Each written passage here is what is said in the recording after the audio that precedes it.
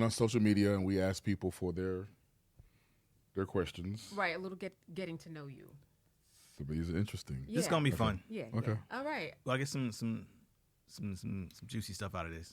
Okay. All right. Let's see. I'll go first. Yeah, you go first. Okay. I'll ask the question first.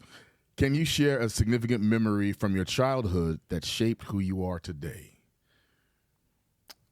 So we'll let you go first, Candace. Oh, you let me go first. Ladies first, yes. You know what? So growing up, my family's all musically inclined. So my father would sing. My mom played the piano, also taught piano in the neighborhood. And so, a lot of African-American young people who would get their piano lessons, they got them from my mom. Then we all grew up in that same tradition, and then we sang. And then we would go out and we would sing. So my father, he got through college by singing. He's a tenor. He was working at a factory, but then someone heard him sing, and then he went through college. So my memory of all of us singing like this musical family growing up, that was very significant. And then they always would shape what we did in and around music. So that was really shaping. You still sing now? I do still sing. We all sing. Yeah? I mean, when we go to a restaurant and it's a happy birthday, Yeah. it's it's a thing. thing. It's a thing. Everyone in the 6-part harmony? I mean, absolutely. First soprano, second soprano. Yeah. My aunts, wow. That's everybody. real. Yeah. That's Wow. Okay. y'all want to come to our family reunion? Yeah. Like- No, you hit a chord, you're gonna get somebody chiming in. That's crazy. Or if I sing That's dope. something, someone's gonna come with the alto. You're gonna hear them coming down the pike. Yeah. Candace Kelly, Esquire, poet, singer, professor. Yeah. Okay. Yeah. That's fun. Okay. Album coming soon. Album coming soon. Right. That's All right, Way. So for me, the memory that shaped who I am today was I was about 12 or 13. My god brother, you'd call him my cousin, right? He was my cousin. We had a conversation. Somebody said, "But that's not really your cousin." And we looked at each other like, "What?" Like, that's not your cousin. That's your god brother. Y'all aren't related. What do you mean we're not related? Still We're my like, cousin. that's my godfather. Right. And he's my god brother. We're not related? And we realized that we weren't like blood and weren't family. Like both of us were like bawling. Oh wow. Like ugly, dirt, like snot nose crying. And it kind of hit me like understanding of community and family being much more than blood. And really sort of shaped who I am today. Right. That's powerful. That is. Actually. That is. What up, Rasan? I was just about to say, where's my he dude, now? my dude.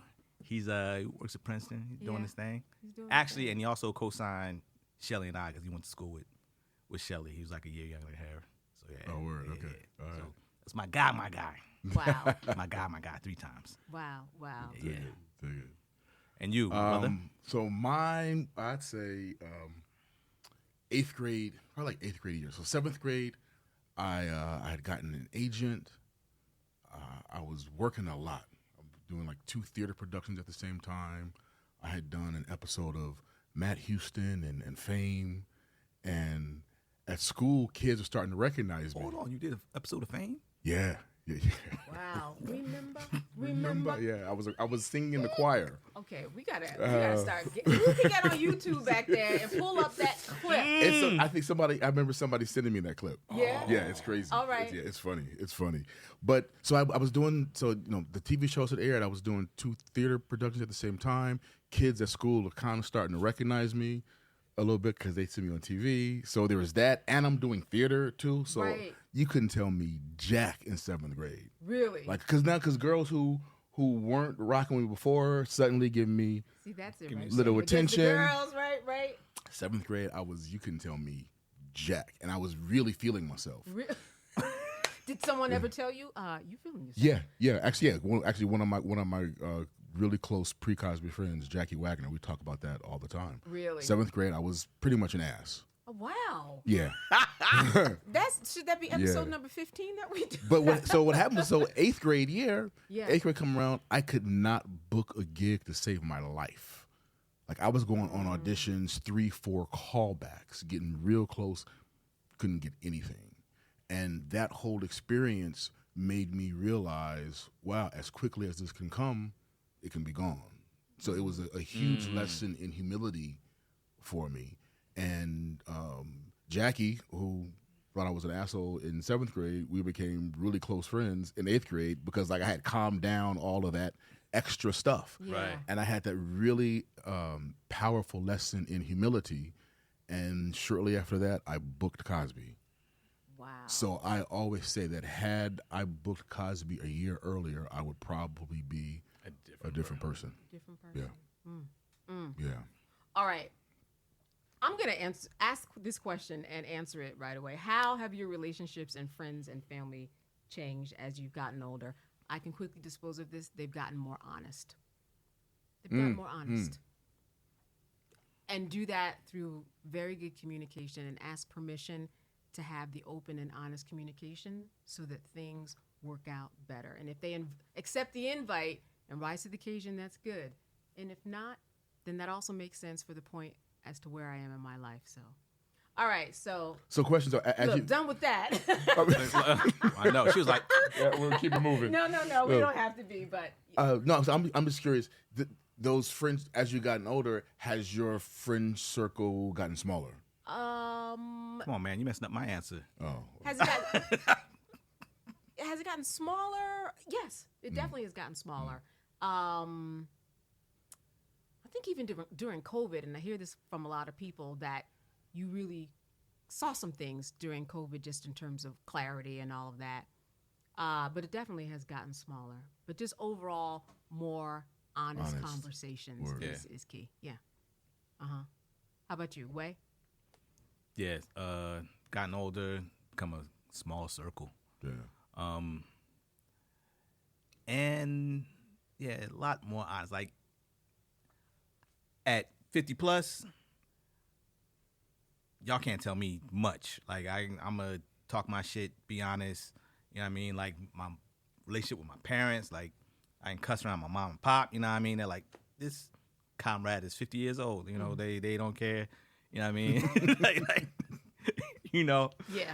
Like, and since I can be that open and honest with my parents, like, and my grandmother, you know what I mean? Like, everybody else can catch it too. So yeah. So yeah, that honesty and just a lot smaller circle of people that I really rock with. I think the family piece in this question, is that throwing you? it does because of my ideas and concepts of family Right. being extended, right? Yeah. And you know, that circle has evolved and dwindled, you know. So it's changed, but like when I'm rock who I love, and we rocking. Yeah. Yeah. Yeah, I think I've always been happy to have a small family because people I know who have big families, there's always drama. Right. There's always layers and layers of drama. So and even in our family, like in my small family, there are layers of drama, but not as I guess not as stressful because it's not As big. or as many people involved in the drama. But I think with family, there's definitely been, as I've gotten older, there's been less drama, family drama, because my generation, my cousins I've grown up with, there was drama with the generation above us, right? And we were like, yeah, you know what, this is the generation, we're breaking the cycle of that, right. So that's been really cool from a family perspective. I think with friends, and probably the reason I asked, definitely my circle has gotten smaller. And I think it's interesting when we talk about our friendships being more honest. I know for me that's the case because the older I have gotten, the more honest I've become with myself. Right. Now that makes sense. In terms of what my boundaries are, what I'm no longer going to allow. Like earlier, being the nice guy and allowing certain behaviors or certain treatment in a way that I would not allow now. Right. Because then I wasn't necessarily honest with myself. Right. I don't like that. That does not make me feel good. But not being honest enough to bring that out in to verbalize that, to express that in the relationship. Right. Big difference. Yeah. It is. That nice guy conversation and nice gal conversation, I think a lot of people have with themselves. I have it with my sisters. Because How many then we sisters think do you have? about, I have two older sisters. But then I think about, ooh, my parents were really nice, and that got them far. So I'm wondering what's the fine mix, do you know what I mean? Of being really nice and then really kind of putting your foot down. And not necessarily mean, but just as you said, being clear that there are boundaries, and please don't mess with me in a very nice way. You know what I mean? Yeah. So it's a whole That conversation. comes with maturity. It comes with maturity. Yeah, because you can do it, Right. but then figuring out how to do it in a nice way. That's right. That's right. Yeah, I used to have little tact problems. That's so hard to believe what you said.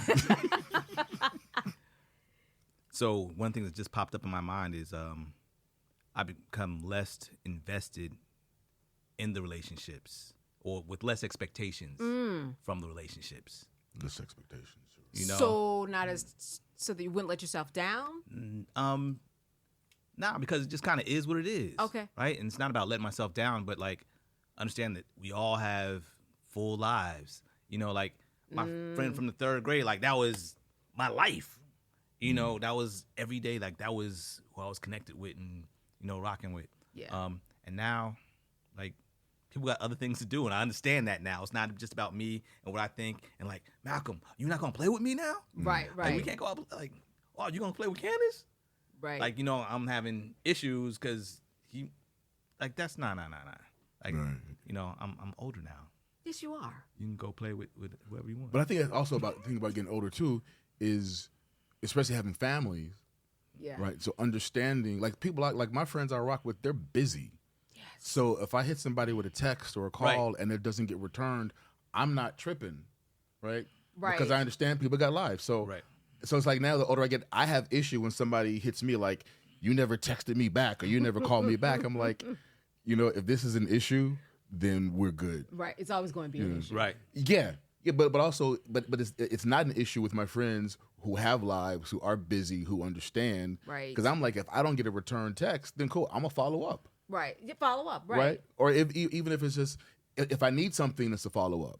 If it's a shout out and I don't get a response, then whenever I'm feeling it again, it's another shout out. Right. Yeah. I don't want shit. I'm just saying, hey. Yo. It does have its boundaries. Now, if I'm texting you over 5 weeks and 16 times and you don't get back to me, it feels intentional. Right? You get back. If I'm texting 16 you 16 times? times Okay, over maybe 5 16 weeks, times. I'm saying, you know what I'm saying? So Sounds like a story. no, it's not. Something you want to tell us? No, it's not. It's not. In fact, there's a question here that deals with that. But there's just a way that people do communicate. Well, 16 times you might want to just kind of let go. And Exactly. That's what I'm saying. You get the message at that point. Right. Yeah. So All right. So I got the next question. Yeah. All right. You ready? Are you ready? All right. Yes, I'm ready. Tribe or Wu-Tang?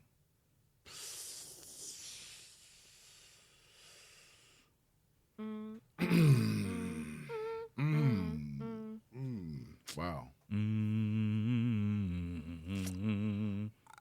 I'm gonna have to go with Tribe because I do in Atlanta, my band, the Biological Misfits, we do this Tribe Called Quest tribute Oh, that's right. show. Right. Yeah, that's so right. we do, and we do the Tribe hits, but we also play the original songs they sampled from. So the show is like this live, bona fide hip hop jazz. But that doesn't mean you have to do Tribe. No, but I think I'm more invested in Tribe's music. Okay. And especially for me, right. growing up, the jazz background. But as an adult, there's a deep dive I had to do into Tribe that brought me back to, so much of my growing up. Wu-Tang was always, the clique was always fly, but it was, for me, Meth was, Meth was your guy? Meth was a standout for me. Yeah, he Okay. was a standout dude. Mm-hmm. Meth was your guy? Yeah. All right. Wu-Tang. But you know what? It's different phase. Like if I was in high school, college, Tribe Called Quest. But I'm in a Wu-Tang era. You in the Wu-Tang era now? Yeah. Yeah, at this age, All I'm right. in a Wu-Tang. So who's your Raekwon. the chef? Okay. Okay. Yeah. You know, to look at all of their careers and see what they've done, that's a good journey. I mean, once you get online and you're like, yeah, just all of them and their talents are fascinating. And for me, and I've talked to you about this before, just on my Spotify playlist, if I'm exercising or in the car, a lot of it is Wu-Tang. So, All right. but who knows? 10 years from now, It I may might switch sitting on the back. beach, and you know, You'll be like retired somewhere, and I'll be listening- in a Tribe Called Quest kind of mood. You know, you but gonna end up I'm listening in to, like, I'm an Jodeci. absolute Wu-Tang Wu-Tang. era. It's interesting because I think I dig them individually more now. Like Ghostface Killer's album, you know, Raekwon, of course, Method. I remember writing. I remember when I was directing music videos. I remember getting a chance to write a concept for Jizza. But yeah, I think when I think about Wu-Tang, it's them individually that seem to do it for me more than the collective. Yeah, it is. It's good to see all of their creative journeys too. I mean, they're doing some fantastic stuff. Yeah. Yeah. All right, Way. Tribe. I thought you were gonna say Wu for some reason. Tribe. Man. Wow, Tribe. Wow. Yeah, my man DJ Spunk was up. Went and bought the cassette in Winston-Salem, North Carolina. Took it to the apartment. I was like my first apartment, and it was like me and like 4 other dudes. I had a pull out in the front room. Evidently, there was a tape player. We just played it and played it and played it over and over and over, flipping the tape, we just, man, that was like the one. And I think musically, I was connected to the jazz stuff. Right. You know, Black Medallions Don't Gold. We were all about the Daisy Age, you know, and like Ghostface is in my top 5. Like I love Ghost. Ghost is my Ghost. Holla at us. Come sit down. Right. All right. I still don't know what you're saying, but come chop it up with us. You know what I mean?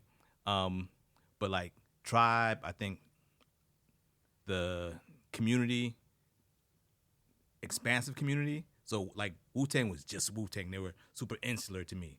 That's what they looked like. But Tribe had the whole native tongue. Yeah. Right? So I think that was also a part of it too. And I wonder, as you're talking, I'm thinking about you know, those of us who grew up in hip hop. Like Wu-Tang represents a harder, edgier. That's right. You know, that kind of clique. And yeah. I think the native tongue crew, at least for me, was, oh wow, okay, I'm more like them. Like they're kind of the nerd. Like they made being nerd cool. Right. Understood. You know? So I think that's probably another reason why they grabbed me, because I probably related more to them than Wu-Tang as a you know, as an identifying body. Yeah. No, understood. All right. It's that era. Oh. Yo, I'm gonna do this. I'm gonna do the next one. You gonna do the next one? Okay. Right? Drop the skincare routine. Man, I wish I knew who How do you from social media maintain asked your that question. physical and mental health? Mine is super easy. Water. Drinking or washing your and face? washing Drinking your and face. washing. Like I don't You scrub. don't cleanse. You I don't. don't do none of that. I just splash water on my face. Okay. I don't trust chemicals and all that stuff. I mean, I'll do like some witch hazel or something, or alcohol after I get a shave. Yeah, you but- were going way back. You are from the South. He said witch hazel. Hey, yeah. That smell of witch hazel. Can't stand it, but And you it know what I doesn't. mean? It doesn't sting like alcohol. Right. Sometimes in the chair, I like to get the stamp, like, yo, put a little extra on. But yeah, Ooh. but I'm, and as far as physical health, I got a 9-year-old I'm chasing around. You know what I mean? That Yeah. keeps me moving a little bit. Yeah. Yeah, my skincare routine is whatever my wife is using. Pretty much everything. You just grab it and. Well, because everything that I used to use,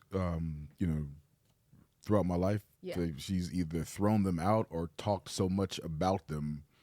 Also, it was very intentional that how it came to be Yeah. her choice. Oh yeah, but no, because Okay. she was like, this, you read what's in this. Yeah.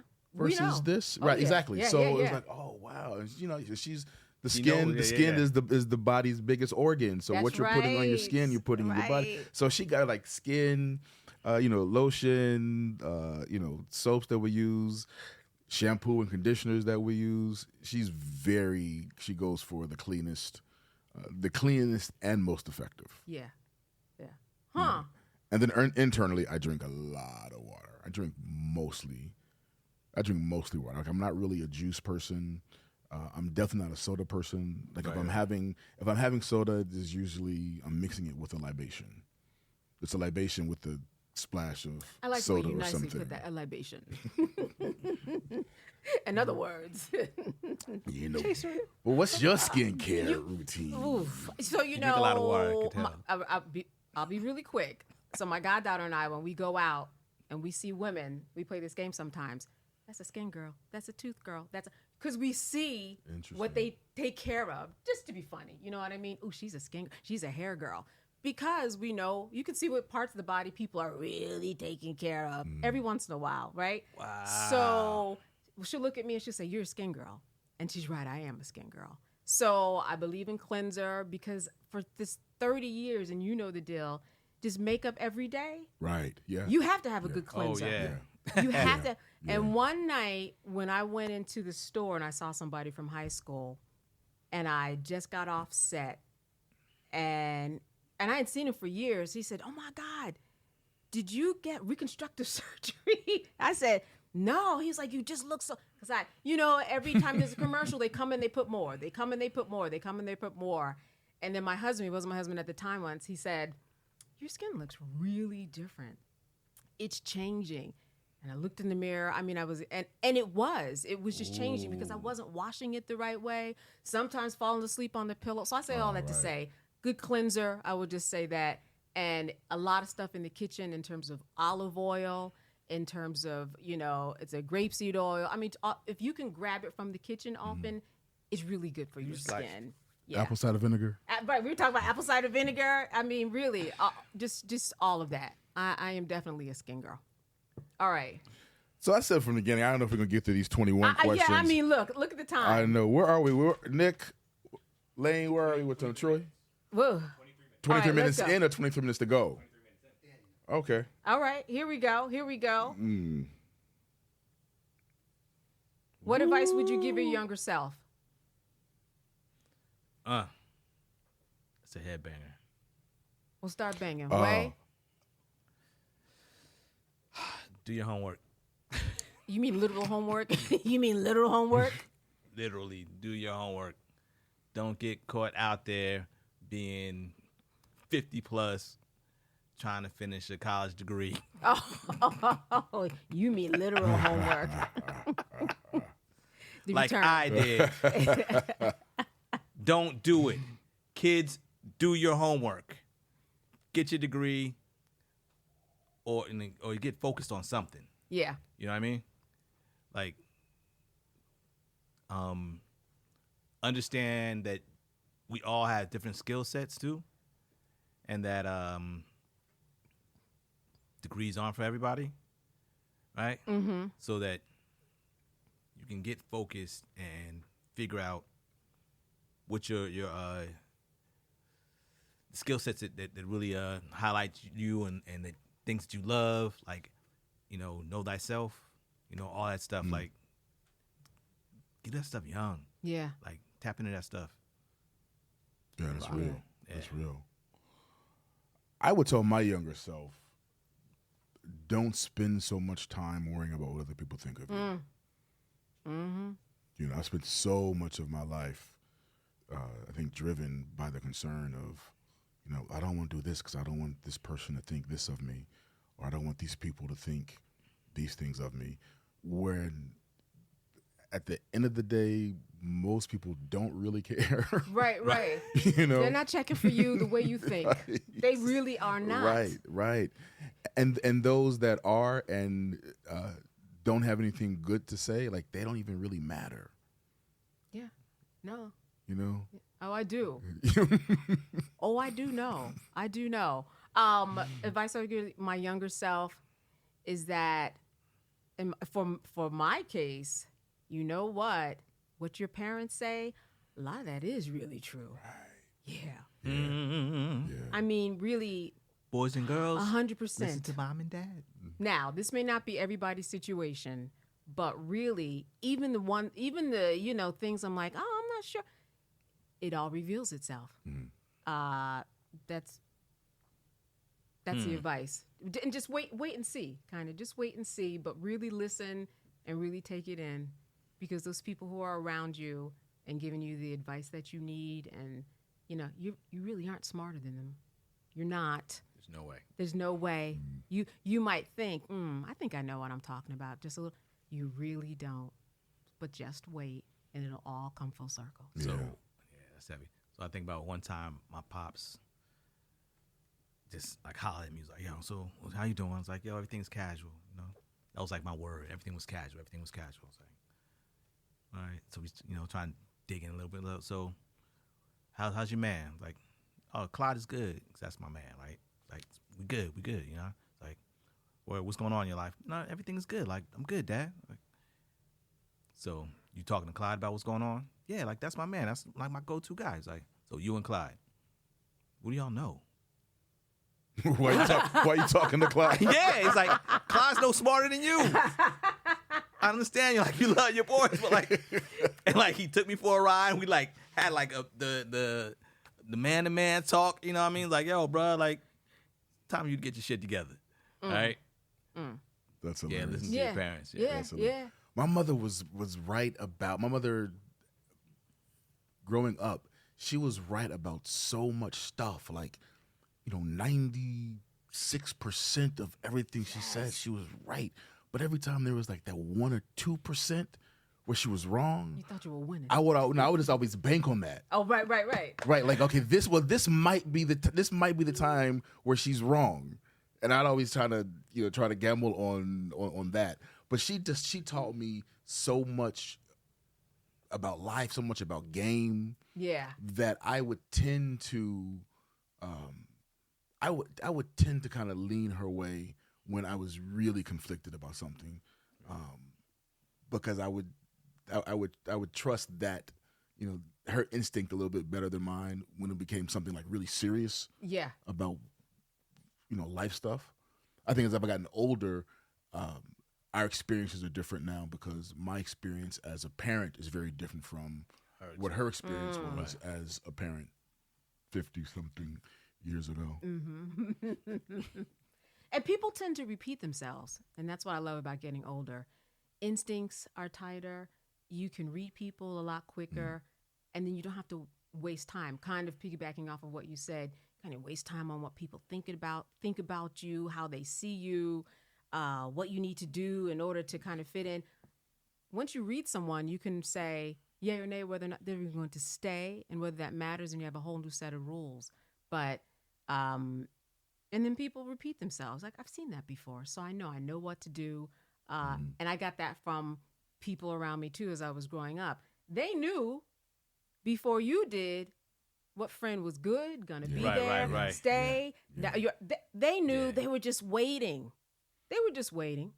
Right. Yeah. So yeah, all of that for that question. All right, I got the next one. Okay. Yeah. Wait. Friends or living single? Living single. Bam. Ba-ba-da-da-da-da-da. And friends want to be living single?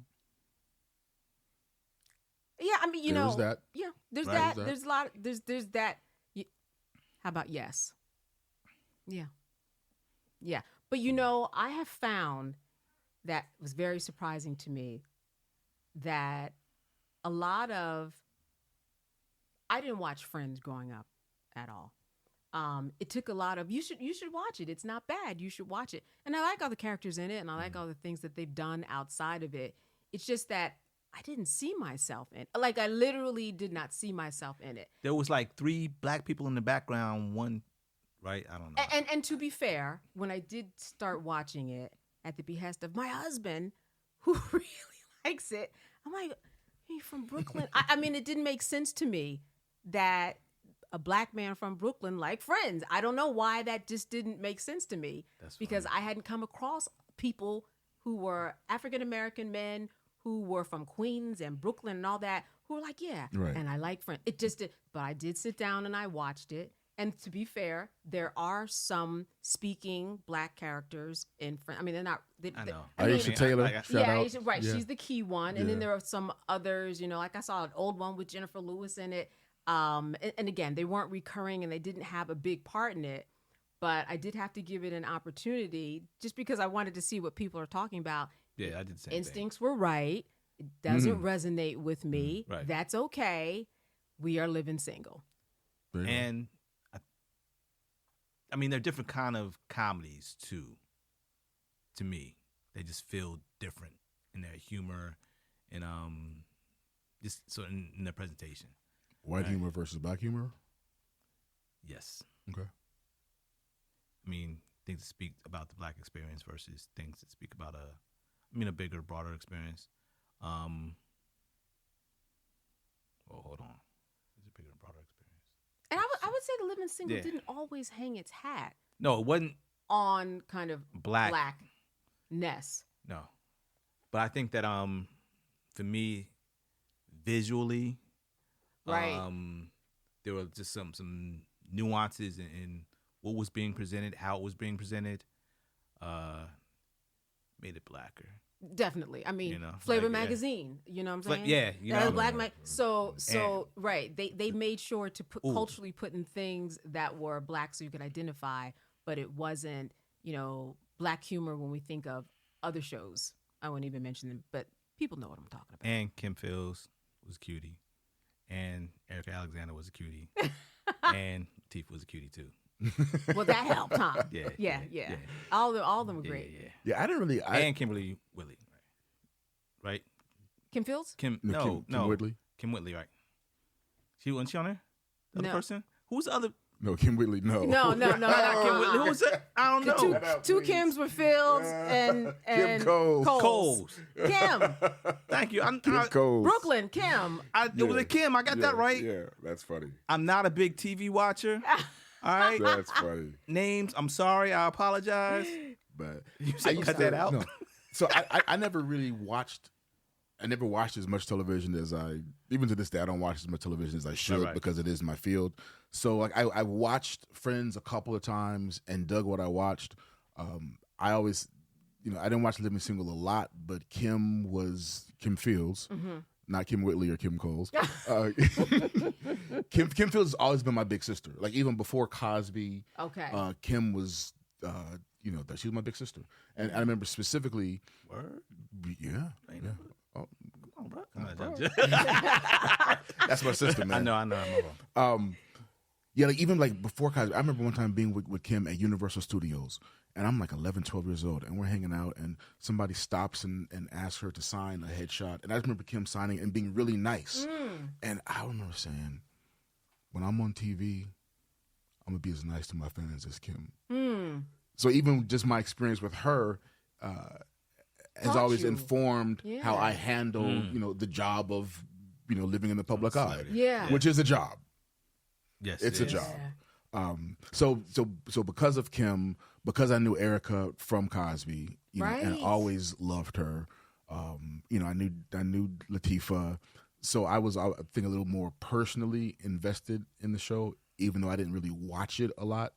But they're all fam, so Yeah. I would not have to lean toward. Yeah. Kim Living Fields. Single. We did a play together. Not Kim Fields. Kim Coles. Kim Coles. But it wasn't Kim Whitley. Okay. It wasn't Kim Whitley. It was a Kim. It was. You got a Kim mixed up with a different Kim. I got a did. Kim mixed up with a different Kim.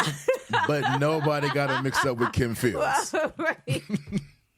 So Kim no, you're Fields. yeah. All right.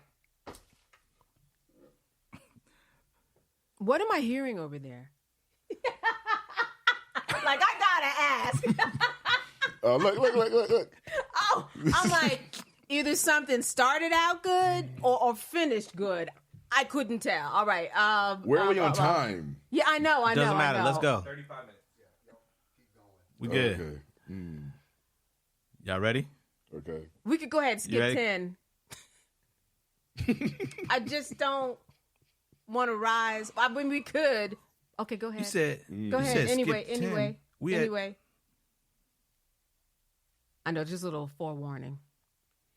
Right. So Okay. are we doing 8? Are we doing? We're doing 8. All right, let's do 8. Let's do it. Okay. Let's go. Who's gonna ask? I'm not even sure what the question is. I'm not even sure what the question is. A Different World or The Cosby Show? Okay, there he goes. All right. This is an interesting one from somebody out there. I don't. Oh, well, no, come on. We know what your answer is. Exactly. I'm right. Exactly. I'm like. He's like, I won't be the I don't first need one to to be say a part of. You know, I mean, you know what? They're just so different, and for the good part? reason, in terms of just what they're about. I mean, it's the Cosby Show for me. Right. But this in the different world, this struck a lot of chords in so many ways too, and what it did for the world to understand Black people and the world in which we live. So, Yeah. I had beef with Cosby Show. Oh, that's right. All right, yeah, yeah. So I'm picking A Different World. Right? Stupid. And I think the impact on A Different World was comparable in certain ways in terms of the presentation of HBCUs and the experience. Yeah. And we see now how the HBCU experience has gone global. You know what I mean? Beyonce, and it's everywhere, right? Drum lines and all that stuff. And, and I think it inspired a lot of people to be like, that can be a reality. Me going to school. So that was big. Yeah. And, I mean, I'm not taking away from the Cosby Show and certain people's characters having an influence on me and others, But, yeah, I'm picking A Different World. Okay. Well, Because like I said, it was personal. Yeah. Personal.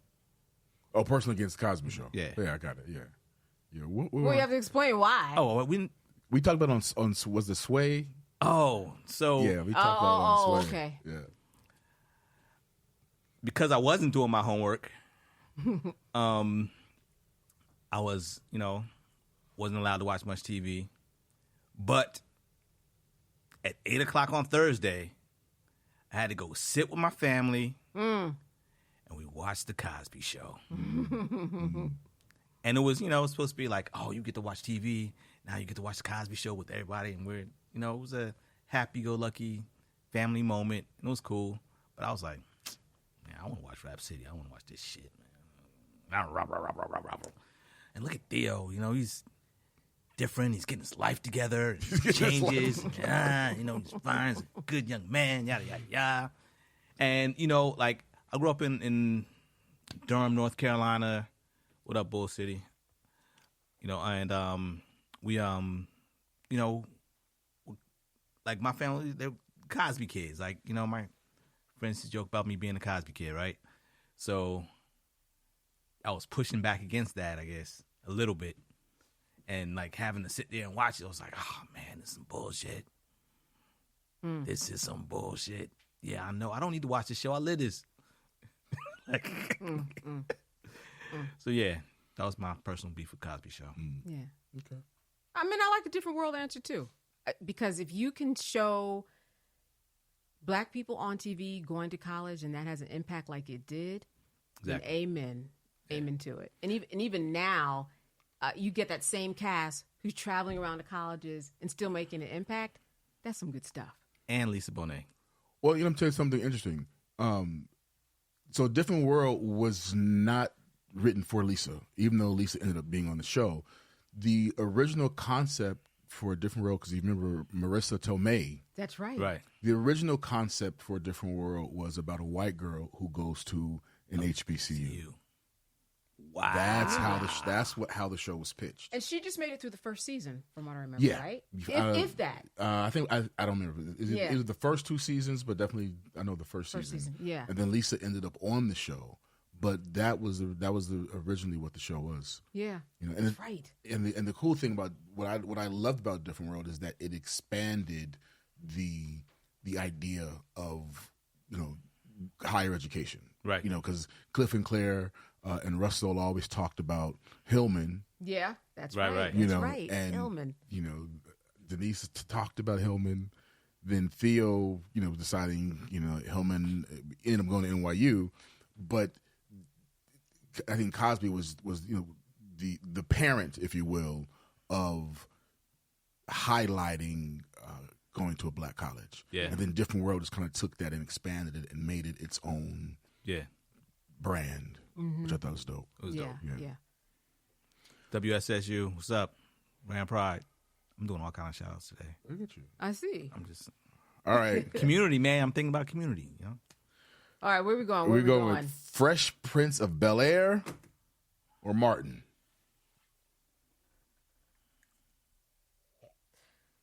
For me, wow. All right. For what it was at the time, Martin. Okay. Go say. Why the preface? Because at the time, let's see, what shows it? At the time, Martin, I think it was back to back with Living Single, right? Yeah. Okay. Yeah. So, you know, you had that time where you're like, oh, okay, I can watch these 2 shows that have all of these African American people in it who are out there. Martin was really doing his thing.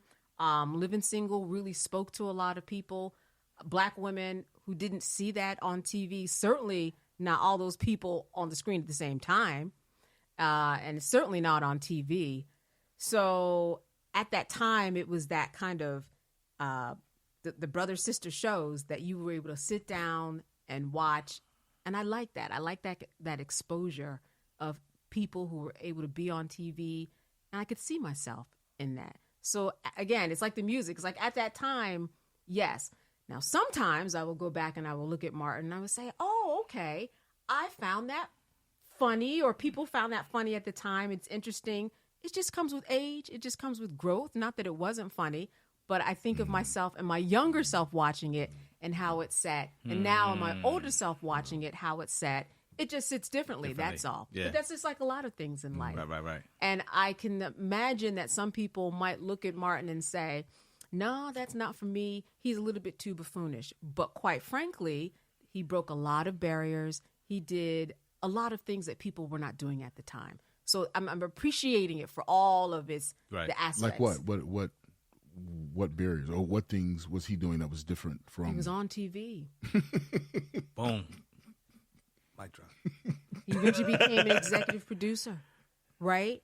He was still doing stand up, and I know that's such a low, very lowest hanging fruit, but that's the bottom line. He was able to get on TV with a sitcom at that time, and that would have been let me go back, 2000 to 2000. I know for sure because I remember. Was that 2000? Yeah, because he was on because Cosby was 97. Because that was Yep. after, like, I remember Deaf Poetry.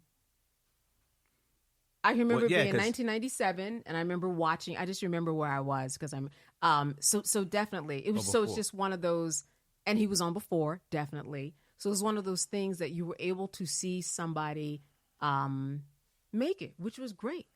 Period. I'm not sure how to interpret the silence. You know what? So I think I'm just not sure. I think it's I have dope. so many words, but they Yeah, won't so come go out. use them. They won't Use come them. out. So They won't come out in yo, the right yo. order. I think it's dope that, you know, Candace Kelly, the, you know, legal correspondent, is like, yo, I rock with Martin and Wu-Tang. That's great. Like We're not all a monolith. I'm saying, You might think. right? That's dope. It's just I'm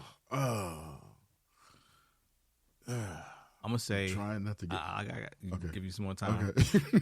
I'm gonna go with Martin. I think the comedy was strong. There were some things that, like, you know, you like, yo, you get a little over the top right there, bro. But I also feel like they addressed some issues. Like, they talked about some things that other people weren't talking about. I think that Jerome was hilarious. Like, I know it's buffoonish and like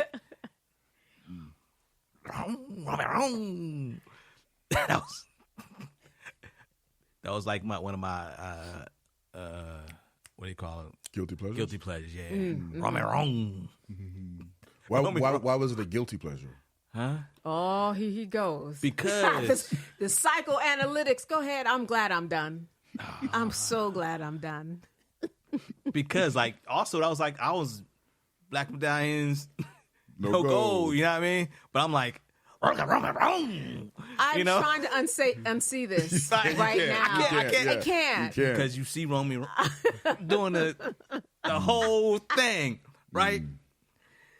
I don't know, like that was just funny to me. And I was like, man, I shouldn't be laughing at this. But that shit is funny, dude. Yeah. That's funny. I don't know. You know, when I think about Martin, I think of Flip Wilson. When I asked you about what Barris was bringing, Flip Wilson, I couldn't get it, but that's what I was thinking about. I see. Yeah. So for me, I know. Okay. Social media. Look, how much time do we have? Wait a minute. Social media is gonna have a good time with this one. So I grew up. Watching. There was Different Strokes, right? Yeah. There was Facts of Life. There was Webster. Oh, yeah. There was Jefferson, Sanford and Son. Good times. Good times. So I grew up watching these shows because, like everyone else, I was so starved to see black people on television. But they weren't necessarily shows that I ever really liked. Like they didn't. The shows never resonated with me, and I knew that I was watching them just because I wanted to see myself, see people who look like me on television. And I remember when I booked Cosby, I remember feeling like, oh wow, like I relate to this show. I relate to this family, and my family looked nothing like the Huxtables from every aspect. We were not them at all. But I think what I came to realize was this was the first time where I was watching. I say watch. I was a part of it, but I was still a viewer. But this was the first time there was a sitcom experience with black people where the humor was not predicated upon being black. Right. Like one of the big issues that Mr. Cosby and NBC had with the marketing of the show is NBC saw the show as a show about an upper middle class black family. Mr. Cosby was like, no, the show is about an upper middle class family that happens to be black. And though they sound like semantics, they're two very different approaches. They are. So I think for me, I felt more at home in being a part of and viewing the show that was really funny, where it wasn't the humor wasn't based on black tropes, if you will. Yeah. Right. So that's kind of always been the thing that attracted me about when I see black people in comedy. True. So it's a Fresh Prince of Bel-Air for you. Saying that to say, but I have to pick one, huh? You don't have to. Oh yeah. I think Yes, you do. If I had to pick one, I think what we were doing with the show, I think at the time, for me, both shows felt like the antithesis of what we were doing. Both of them. Yeah. I was about to say that's why I was wondering what you thought about it, because neither one really meets that threshold that you described. Yeah. Yeah, I got So you. so at the time, I wasn't really. I wasn't an avid watcher of either of them. But as I got older, what occurred not what occurred to me, but there was the reality of like the concept of this show. Right. Right. In the Black community, there are all of these different lanes, right, of who we are and how we express ourselves. So I think now I have a better appreciation for the different lanes of Black comedy that were all on at the same time. Right. Right? So there's an And all had a appreciation. place. They all had a place, yeah. So I appreciate all of that. I think the older I got. I think during that time, I felt like, well, they're kind of going against what we're doing. And, And you were in it. You were in it. I was in it. Yeah. And the other piece I think for me was felt like Martin Lawrence was super talented. That's exactly. That's true. And I wanted to see him win. Got it. I feel like Will Smith, and like he was talented, but like Martin was doing all the characters. Like I saw, like there was some emotional death. Will Smith had his moments, but like That's right. it was. I want to support Martin's talent. Well, it's really interesting what you say, Candace, because I remember having conversations, because I think as we were in our last few years of Cosby when Martin, was hitting, Right. I'm like, oh wow, okay, so the tide is turning, and someone said to me, in about 10, 15 years, people are going to look back at Martin and go, it's not as funny to me now as it was back then. Yeah. It hits, So I hear me that. different. Yeah. So I hear that a lot when Martin comes up. The show Martin comes up in conversations like this. Yeah. But all the art forms are a reflection of the times in which we live. And at that time, Right. it was time. Yeah. At that time, it was time for Cosby. It was time for Fresh Prince of Bel-Air. And it was time for Martin. And one thing I always like in life, options. Give me some options. Right. All right. And so I felt back then, at least I have some options. And that was good. Right. Now, when I think about options in television and Black TV specifically, I'm always ended up in the UK, which is fine. Oh man. But yeah. they've got great stuff. But the options just speak to me again. That's just the age where perhaps that I'm at. But I always end up in in the UK in terms of their particular sitcoms and their shows and the options that they have. Sure. Totally different arena. And also their approach to comedy That's right. is Different. It's a different. broader approach than what we tend to keep our comedy That's around. right. Dreamy Whilst Black. If anybody hasn't watched it, get on out there and watch that, brother. Yeah. I mean, it's just, again, it's different. And even though they're from the UK, there's that thread. We understand we were all just dropped off at different places, and they look at acting differently. The way that they train, the thespians over there, especially their young men that I see. Yeah.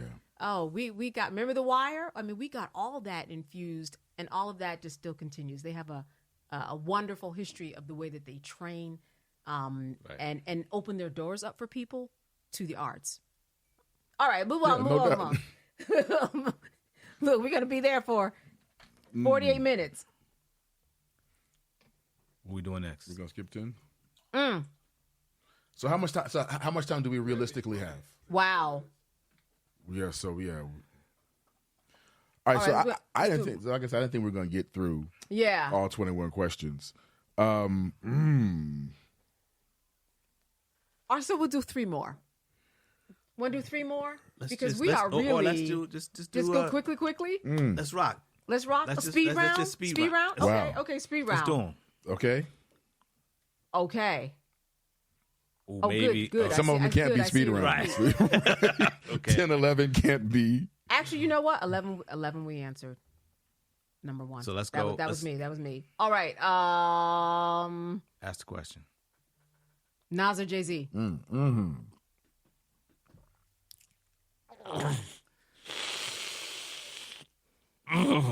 Nas. Nas. Ether. Illmatic. Go That was quick. I That know. was quick. Okay. I'm gonna go Jay-Z. Okay. I'm conflicted.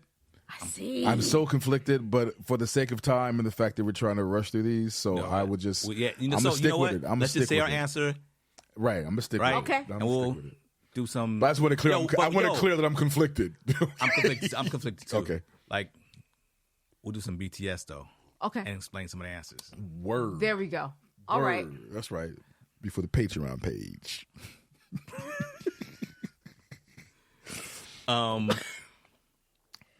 Oh, we're gonna talk about this one though.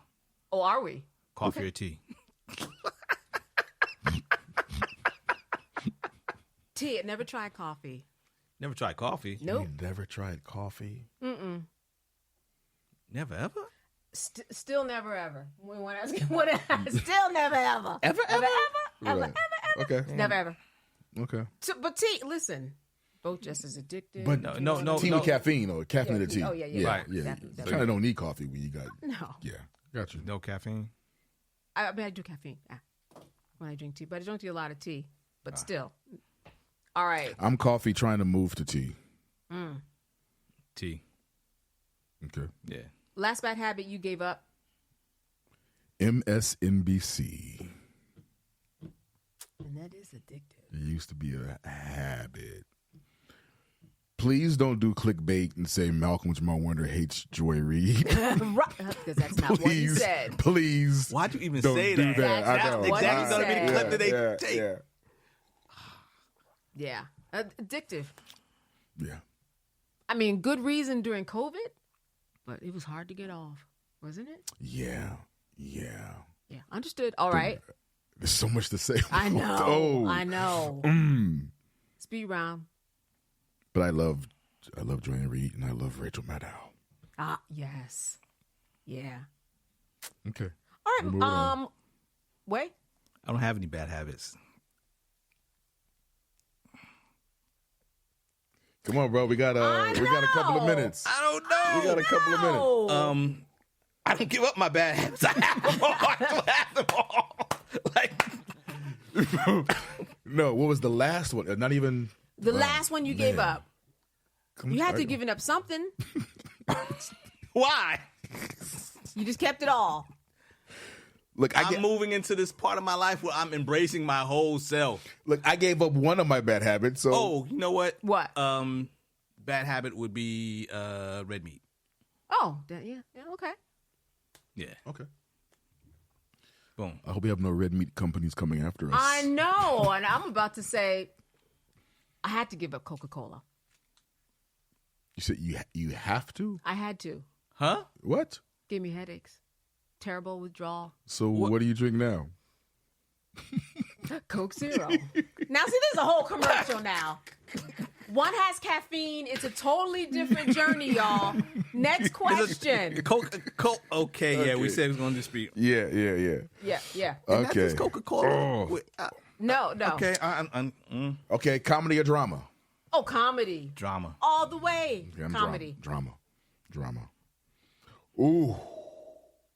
So no explanations. We just got to go. Yep. Tupac or Biggie? Biggie. Biggie. That was Oh, easy. that was easy. Texting or calling? The rule is text messages. So call me, but don't expect a text conversation. Okay. You feel some way about that. I do. Yeah. I do. Gotcha. 110%. Call. Too much nuance in text. I know. Text me first. Because anything. my phone stays on do not disturb. Right. Yeah. Like before my daughter was born, I used to keep my We know. ringer off. And once my daughter was born, my wife was like, "You can't keep your phone on mute." So she introduced me to do not disturb. So my phone only rings if it's my wife's phone, my mom, my mother-in-law, or the nanny. So And then you know when to pick up. yeah, because it rings. Right, it Otherwise, rings. it doesn't. So That's good. Way was like, he said, "We know." Yeah, we found out. But that's why I never answer my phone because it never doesn't ring. Doesn't ring. That makes sense. Chocolate or vanilla? Vanilla. French vanilla, if I want to get specific about it, and not the vanilla with the coffee with the vanilla beans that are ground up where you can see the dots. The clean vanilla, very specific. Are we talking about flavor Or other things? Watch these rap. Wu-Tang. ridiculous. The flavor of vanilla. Okay. Yeah, I like my. Yeah, I like my ice cream vanilla. Yeah, actually vanilla. Okay. All right. Did we get? Can we? What do you enjoy most about being a podcast host? Ooh. Just the team part of it. So you have a group, right? You have a team. Talk about nuances. And I like the team feeling of this. I like Lane. Hi, Lane. You know. I don't like Lane. I like Troy. Well, I'm getting, you know. I like Wire. I like Nick. Just the team. Just seeing I like all Mike. this happen. And I will tell you this. I like We Kelly. record in Atlanta, and I've had this conversation with y'all. Oh, this is supposed to be a quick answer, but since I started, because it involves it. But we record in Atlanta, and being down here, it is a totally different feeling. All those stories that you hear about people coming down to Atlanta, and why was there this big migration back to Atlanta? I absolutely get it. Spending more time here and seeing the team that we work with. I'm going to leave it at that. Okay. I love the way the three of us rock. I love our team, Lane, Troy, Kelly. I don't know how much I love being a podcast host just yet. Not just yet. 100. I'm keeping it, $1.90. Right. I'm not quite sure. Like, I know I talked about, when we were doing the press, and I was talking about how this is, me at my most vulnerable and most transparent. And it's something I've committed to, Yeah. but I'm not 1,000% sure that I love it. Okay. But I think what I love the most is, how we rock, and whether this whole room, whether we're in a room together or we're on Zoom for a meeting that's supposed to be a half hour and it's 3.5 hours. Oh, Lord have mercy. Right? Yeah. But the actual, I'm still processing that part. No, To be 100%. It is a lot to process. honest. It is. The sharing of yourself. All right. Where are we going?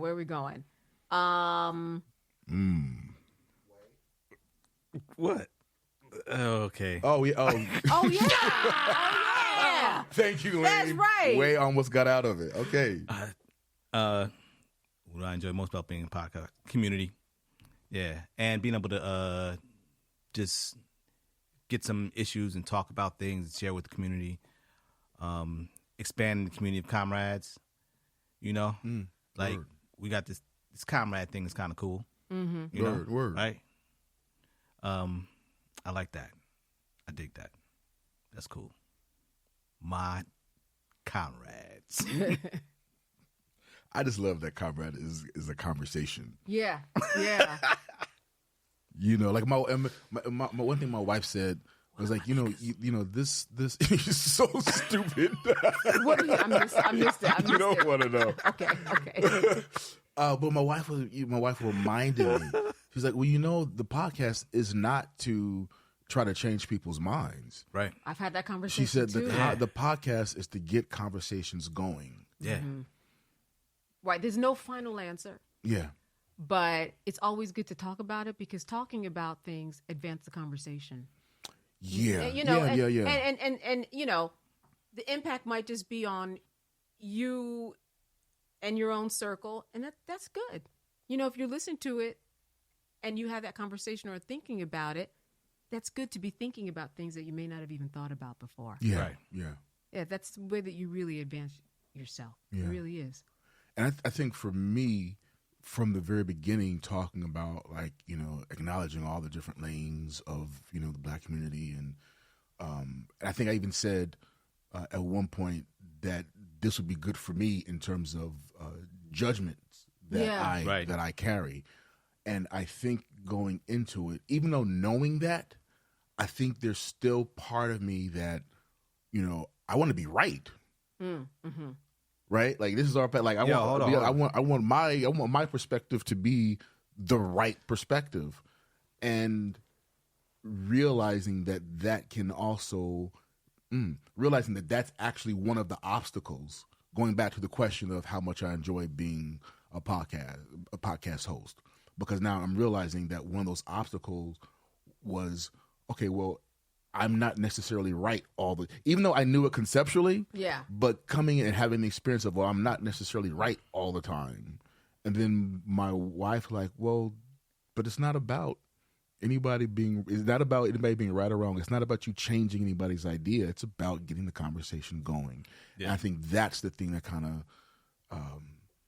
helps me process what's keeping me from, or what has been keeping me up until having this conversation. So I'm glad whoever asked that question, right? Yeah. Because clearly I'm processing it now. Right now, yes, right. We are seeing something. But I'm realizing that I think that was the obstacle, or at least right now the biggest obstacle that was getting in the way, losing sight of we're about getting the conversations going, not necessarily being right. And you know what? See, we spend a lot of time in our heads. What do they say? The person that you talk to the most in any given day is yourself. Yeah. So right? Yeah. So then when you're in your head with all these thoughts, you're always right. Because myself agrees with myself. I am always in my head. Yeah. See. Then when you get it out, it's a big difference when you start speaking with other. Just what you said, right? Now your thoughts are, you're like, I'm definitely right on that, or you feel confident about it, and you're like, you put it out there. And it's totally different in translation when it gets translated out into the world. So one of the biggest lessons in being a husband and father, I've gotten really comfortable with being wrong. Yeah. Really, like, really comfortable with even if you're right. Really comfortable with being wrong. I love you, Shelley. You know, I didn't understand the show until I got married. The show Yes Dear. Oh yeah. I get it. Know it. Yep. I put it on my list. It solves a lot of conflict. Yes, dear.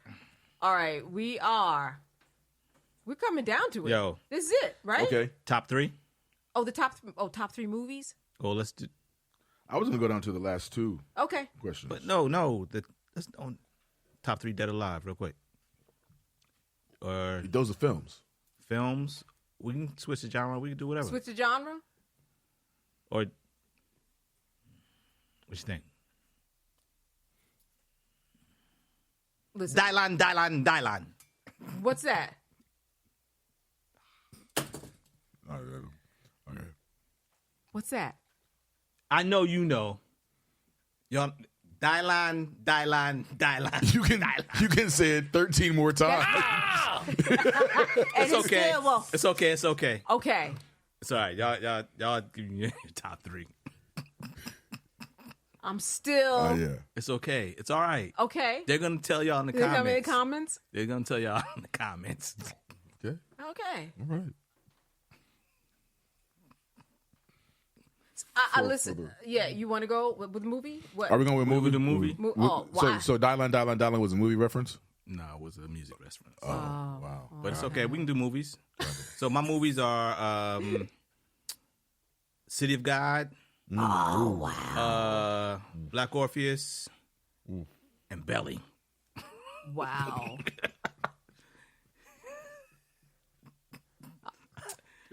The Gambit. You got to. Yeah. Yeah. Got it. I'm going to give my contemporary one. And was that Judas and the Last Messiah. Okay. Whoa. Oh. And as soon as I got done with that film and I was on the phone with my friend, I said, We don't got time to explain it. he's going to win the Oscar. And he did. That's all I'm going to say. Bang, bang. I knew. I mean, it was just that good.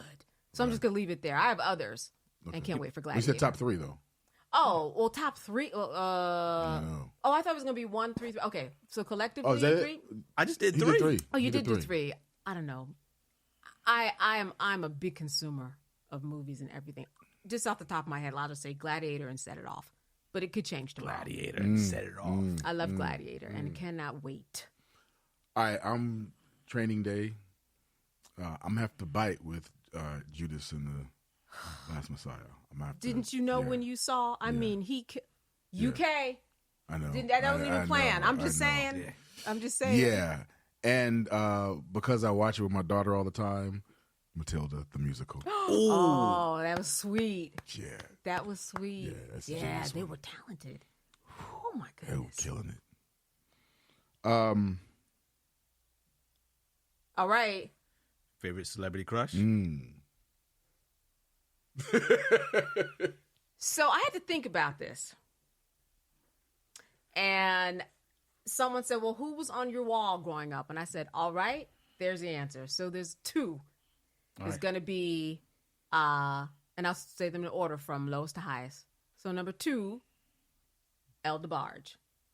And really just the family, because I just like the singing. I like the talent. I like all of them. I like everything about them. Number 1, Rakim. You have Rakim on your wall? That's right. Oh, that's right. Oh, that's right. Yeah. Say And word.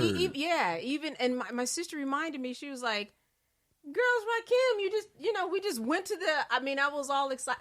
People called me when he was on what awards when they were celebrating the 50th anniversary of hip hop because they knew I do love Rakim. They're like, "He's on." I was like, "Really? He's on? It was Rakim." I feel like we've learned so much about Candace today. Right? Exactly. Wow. Yeah. Okay. Was it William Griffin? Yeah.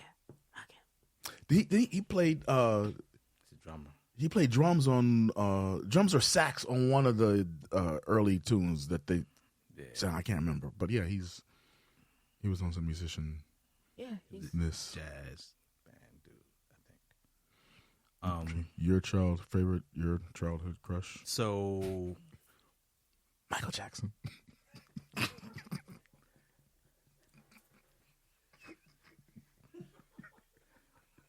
Okay, I am out of the loop on this one. I'm out of the loop on this one, but I'm about to catch up.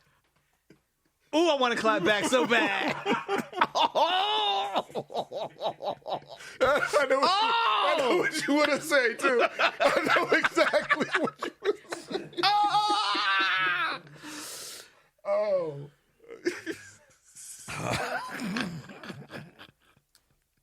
Oh gosh. Oh, that was great. I'm gonna find out behind the scenes, I guess. Sweet Tea.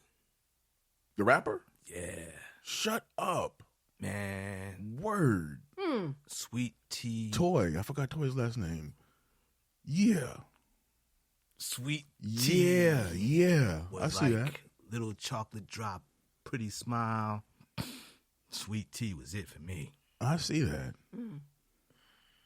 Okay. Still continue. You pulled that out. You got that. You got that. Oh, okay.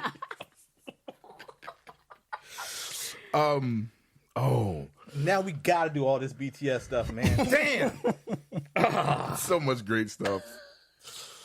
My favorite celebrity crush, Janet Jackson. Oh man, Miss Jackson.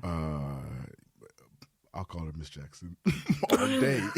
Because you nasty. Hey, if you know, you know. So I have this great Janet, Don't Hate Me Here we go. story. Control went double platinum, and I got invited to the press party they were having. We were in New York. I come off of the show. I came off the show. Was doing Cosby. Finished work. My mom and I had gotten into it that morning. but she still let me go to the party. And we're there, we're hanging out, press is taking pictures, and then there's at this restaurant, and Janet and I are sitting in this booth, and we're talking and having like really, really cool energy. We exchange phone numbers. Like we're literally writing our numbers down on a napkin, trade numbers, whatever. So I am feeling like you can't tell me Nathan right now. So she was like, so, what do you like to do in your free time? I was like, well, between work and school, I don't really have that much free time. She said, school? I said, yeah. She said, how old are you?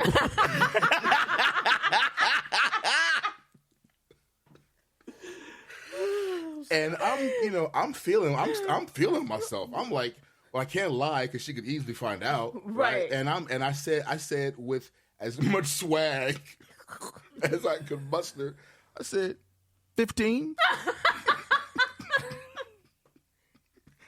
I literally saw the gates close. I was like, oh no! Wow! Oh. Yeah. Wow. Yeah. Such promise as you were writing that note. Such promise. Yeah, it hurt my heart. I mean, yeah. I knew what it was, but I was like, man.